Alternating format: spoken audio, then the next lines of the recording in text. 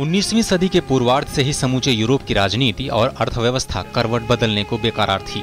औद्योगिक क्रांति की वजह से सभी बड़े देश ऐसे उपनिवेश की तलाश में थे जहां से वो कच्चा माल ला सकें और मशीनों से तैयार वस्तुओं को उस बाजार में खपा सकें। इसके लिए यूरोप की महाशक्तियों के बीच अपनी अपनी फौजी ताकत बढ़ाने की होड़ सी लग गई। इसी दौर में यूरोप में राष्ट्रवाद का जादू सबके सिर चढ़कर बोल रहा था। नेपोलियन के विजय अभियानों ने जहां एक ओर पुराने साम्राज्यों को ध्वस्त किया, वहीं दूसरी ओर राष्ट्रवाद को एक नई पहचान दी।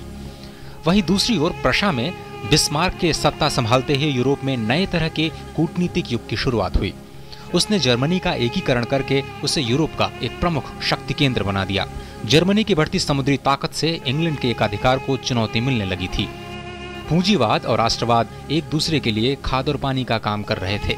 ऐसे माहौल में राष्ट्रों के बीच अविश्वास और वैमनस्य चरम पर था और इस गलाकाट होड़ के बीच समूचा यूरोप बारूद के एक ऐसे ढेर पर खड़ा था जहां एक छोटी सी चिंगारी भी महाविनाश ला सकती थी।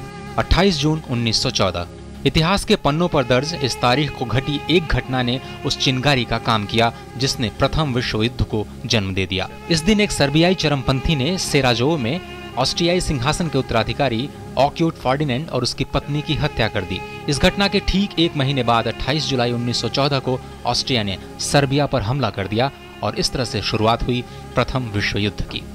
इस महायुद्ध में एक तरफ जर्मनी, ऑस्ट्रिया, हंगरी, तुर्की और बुल्गारिया केंद्रीय शक्तियों के रूप में थे, तो दूसरी ओर इंग्लैंड, फ्रांस, रूस, अमेरिका, इटली और जापान मित्र देश के रूप में। इस विश्व युद्ध में कुल 37 देशों ने हिस्सा लिया। युद्ध के दौरान ही 1917 में बोल्शेविक क्रांति के बाद रूस युद्ध से अलग हो गया। अमेरिका पहले तटस्थ था, लेकिन जर्मनी ने उसके जहाजों को डुबोकर जबरन उसे युद्ध में घसीट लिया। इसी तरह से लगातार कमजोर पड़ते तुर्की ने बाल्कन क्षेत्र पर अपने दावों को लेकर जर्मनी और ऑस्ट्रेलिया की तरफ से युद्ध में हिस्सा लिया।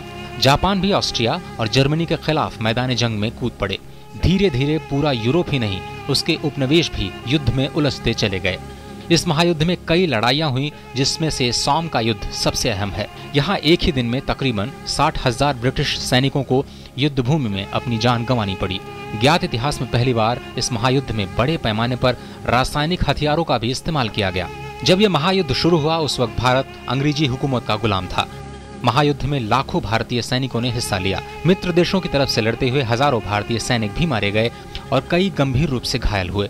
भारतीय नेताओं को उम्मीद थी कि युद्ध में समर्थन से खुश होकर अंग्रेज भारत को गुलामी की जंजीरों से आजाद कर देंगे, लेकिन ऐसा कुछ भी नहीं हुआ।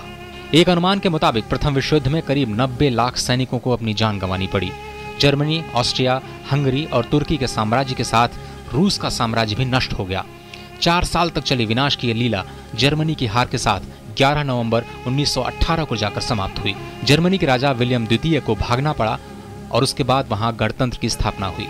वास्तव में आज दुनिया भर में लोकतंत्र की जो पताका लहरा रही है, उसके पीछे प्रथम विश्व युद्ध में मित्र राष्ट्रों की विजय एक प्रमुख वजह है। लेकिन इस एक फायदे के बदले इस महायुद्ध से हुए नुकसानों का पलड़ा बहुत भारी है। वास्तव में युद्ध ने उलझनों को सुलझाने के बदले इसे बढ़ा दिया। जर्मनी के मानमर्दन से हिटलर के नेतृत्व में नाजीवाद का जन्म हुआ, जबकि इटली में मुसोलिनी ने फांसीवाद का परचम लहराया। विजयी देशों की स्वार्थलिप्सा, अहंकार और अदूरदर्शिता ने दूसरे विश्व युद्ध की भी पृष्ठभूमि तैयार कर दी। औद्योगिकरण के साथ सैन्यीकरण और बाजार विस्तार के साथ संसाधनों की लूट का अंतिम परिणाम युद्ध और ध्वंस ही होता है। हमारी आज की दुनिया में ये प्रवृत्तियां अब भी मौजूद हैं। हमें आज भी इन विनाशकारी प्रवृत्तियों से बचकर रहने की जरूरत है, ताकि दुनिया को एक और विश्व युद्ध की विभीषिका न झेलनी पड़े। पुनीत शर्मा की रिपोर्ट, डीडी न्यूज।